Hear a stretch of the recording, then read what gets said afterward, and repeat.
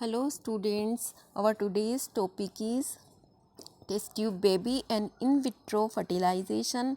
ये मैं रेहाना मैडम हूँ और आपका परिवर्धन जैविकी यानी डेवलपमेंट बायोलॉजी का पेपर आपको वीडियो भेज रही हूँ लगातार। आप समझ गए होंगे परिवर्धन जैविकी क्या होता है। इंग्लिश और हिंदी दोनों में बोलूँगी, कोई कंप्लेन नहीं करेगा कि समझ में नहीं आ रहा है। मैं ऐसी लैंग्वेज यूज़ करूँगी जिससे समझ में आए। ये 50 नंबर का पेपर है, अच्छे से नोट्स बनाने लग जाओ। आज का जो टॉपिक है किताबों में नहीं मिलेगा आपको। इन विट्रो फर्टिलाइजेशन की शॉर्ट फॉर्म है IVF। तो आज का क्वेश्चन ये है, नंबर 1 क्वेश्चन, IVF की फुल फॉर्म लिखिए। ठीक है, क्लासरूम ऐप जल्दी बनाऊंगी तो उस पर आपको अपना असाइनमेंट सबमिट करना होगा। जो क्वेश्चन मैं दे रही हूँ वो अभी फ़िलहाल आप अपनी नोटबुक में लिखिए, उसका फ़ोटो खींच के आप या जैसे भी क्लासरूम ऐप जब बना लूँगी मैं तो आपकी मेल लूँगी, मैं ID लूँगी, मेल ID, जिससे कि आप सब उसमें शामिल हो जाएंगे और फिर अपना असाइनमेंट गृह कार्य उसमें डाला करिए। फ़िलहाल मैंने पहले भी आपको असाइनमेंट दिया है व्हाट्सएप पे, और आज मैं ये बोल के दे रही हूँ वीडियो के साथ कि IVF की फुल फॉर्म बताओ। और सेकंड क्वेश्चन होगा आपका, डिटेल में समझाइए IVF टेक्नोलॉजी और टेस्ट ट्यूब बेबी के बारे में। ये किताबों में नहीं मिलेगा, इसलिए इस वीडियो से ही आपको समझाना पड़ेगा। फिर आपकी ये है कि पहला जो टेस्ट ट्यूब बेबी है उसका नाम लिखो। कौन सा साइंटिस्ट था जिसने सबसे पहले इसको पैदा किया, टेस्ट ट्यूब बेबी को, और किस सन में हुआ। ये आपके छोटे छोटे और क्वेश्चन है, तीसरे चौथे पाँचवें। उनको नोबेल प्राइज़ किस फील्ड में मिला, कौन थे जिनको नोबेल प्राइज़ मिला टेस्ट ट्यूब बेबी बनाने के लिए। ये सारे आपके छोटे क्वेश्चन हैं और एक डिटेल बड़ा क्वेश्चन है जो मैं बोल चुकी हूँ।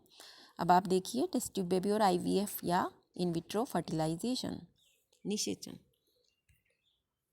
What is a test tube baby? Test tube baby क्या है? वो बच्चा जिसको मदर के शरीर के बाहर डेवलप किया जाए पेट्री डिश और टेस्ट ट्यूब वगैरह यूज़ करके साइंटिफिक प्रोसेस के द्वारा, वैज्ञानिक तरीक़ों से, जिसमें बहुत सारी प्रिकॉशंस रखनी होती है। ये आप इससे स्क्रीनशॉट खींच के बड़ा करके नोट्स बनाइएगा, एक भी मिस मत करना स्लाइड।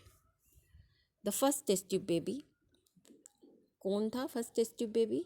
साइंटिस्ट रॉबर्ट एडवर्ड ने इसको पैदा किया। वो एक गायनेकोलॉजिस्ट थे, स्त्री रोग विशेषज्ञ। 1978 में हुआ। उसका नाम था लुइस बॉर्न। ठीक है, ये पूरे नोट्स इसमें से बना लेना। अब ये स्टेप्स हैं। इतना अच्छा तो आप क्लासरूम में भी लकी हो, आपकी इस तरह से पढ़ाई हो रही है आपकी। सकारात्मक सोच रखोगे, पॉजिटिव, तो आपको लगेगा कि बहुत अच्छे से पढ़ पा रहे हो आप। समझिए इसको, इतना कलरफुल ब्लैक बोर्ड पे नहीं बना पाती मैं। इन विट्रो ट्रीटमेंट जो फर्टिलाइजेशन है उसके स्टेप, पहला क्या है? ये रहा, मदर को ऐसी दवाइयाँ दी जाती है और हार्मोन थेरेपी दी जाती है कि उसमें ओव्यूलेशन बढ़ जाए, रेट ऑफ ओव्यूलेशन बढ़ जाए, अंडोत्सर्ग की, अंड जनन की दर, स्पीड।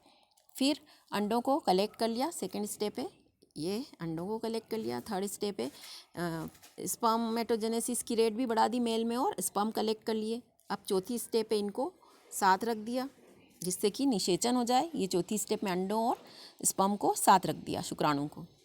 उसके बाद फर्टिलाइजेशन हो जाएगा तो अब इसको आरोपित करना है माँ के पेट में, गर्भाशय में, यानी यूट्रस में। पांचवी स्टेप है फर्टिलाइज्ड एग, जिसे जाइगोट या युग्मनज कहते हैं, गर्भाशय में आरोपित कर दिया जाएगा। अब ये भ्रूण कहलाएगा। भ्रूण में आगे का परिवर्धन होगा, क्लीवेज होता है सबसे पहले। तो वो अंडे में कितना पीतक या योक है वैसा वाला क्लीवेज होगा। पूर्ण भंजी जिसे होलोब्लास्टिक कहते हैं, या अंश भंजी, ये बहुत तरह के क्लीवेज होते हैं। क्लीवेज मतलब युग्मनज या जाइगोट का आगे का डिवीज़न। 1 से 2 कोशिका बनेगी, 2 से 4 सेल का एम्ब्रियो बनेगा, 4 सेल से 8 सेल का, और तब फिर उसे मोरूला ब्लास्टूला कहेंगे। ब्लास्टूला में 16 कोशिकाएं होती हैं जिसे ब्लास्टोमियर्स कहते हैं। कोरक खंड 8 बड़े 8 छोटे। क्यों होते हैं ये 8 बड़े 8 छोटे? पीतक की मात्रा के कारण। बड़ी जो मेगास्क्लेयर्स हैं, बड़े कोरक खंड, दीर्घ कोरक खंड, उनमें धीमी स्पीड से विभाजन होता है और इस तरह से ये हमें एक खोखली गेंद नुमा ब्लास्टूला प्राप्त होता है। तो हमारे इस साल जो चैप्टर्स हैं क्लीवेज, उसके विभिन्न प्रकार, ये मैं डाल चुकी हूँ, या नहीं तो आप डालूँगी।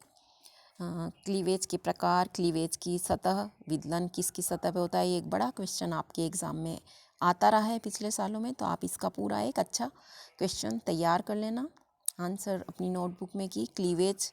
तो इसमें 4-5 पेज का मैटर होता है।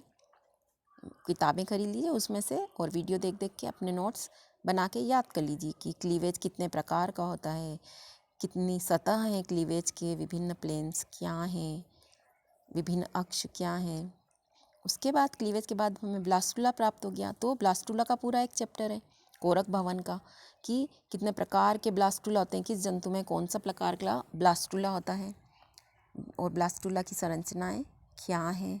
आपको 3-4 जंतुओं के उदाहरण देने पड़ेंगे, जैसे कि मेंढक में इस तरह का ब्लास्टुला है, उसमें किसी और में किस तरह का है, खरगोश में किस, जो भी आपके किताब में है और कोर्स में है। ब्लास्टुलेशन के बाद होती है गैस्ट्रुलेशन। तो उसकी क्या लक्षण हैं, ब्लास्टुला के क्या लक्षण होते हैं, गैस्ट्रुला के क्या लक्षण होते हैं, गैस्ट्रुला के कितने प्रकार होते हैं। गैस्ट्रुलेशन के बाद होता है ऑर्गेनोजेनेसिस यानी कि अंग विभेदन, विभिन्न अंग बनने लग जाते हैं। और इस तरह से पूरा परिवर्धन में आपके यही चैप्टर आएंगे। रीजेनरेशन यानी पुनरुद्भवन भी आएगा, test tube baby, in vitro fertilisation भी आपके आएगा। 5 यूनिट है आपकी इस पेपर में, 5 इकाइयों में बांटा गया है। मैंने सिलेबस डाल दिया है।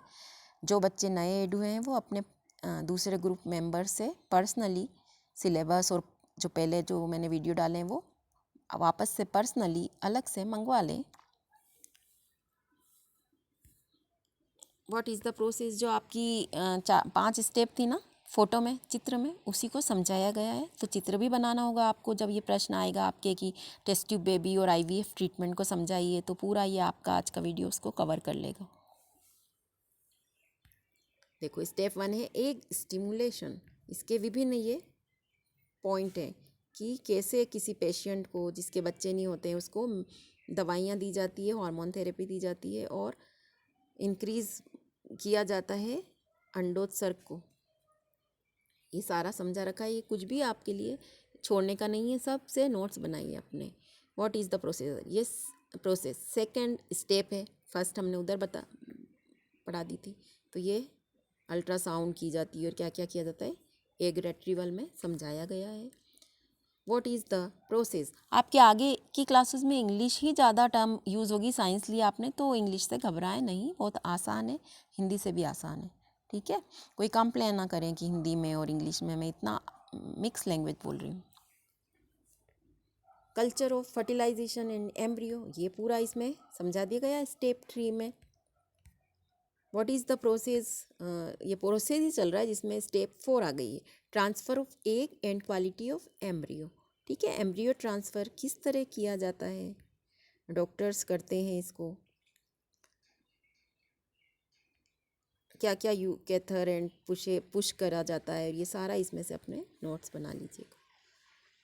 बीवेयर ऑफ दिस इश्यूज़, क्या क्या इसमें सावधानियां हैं ये बताई गई हैं।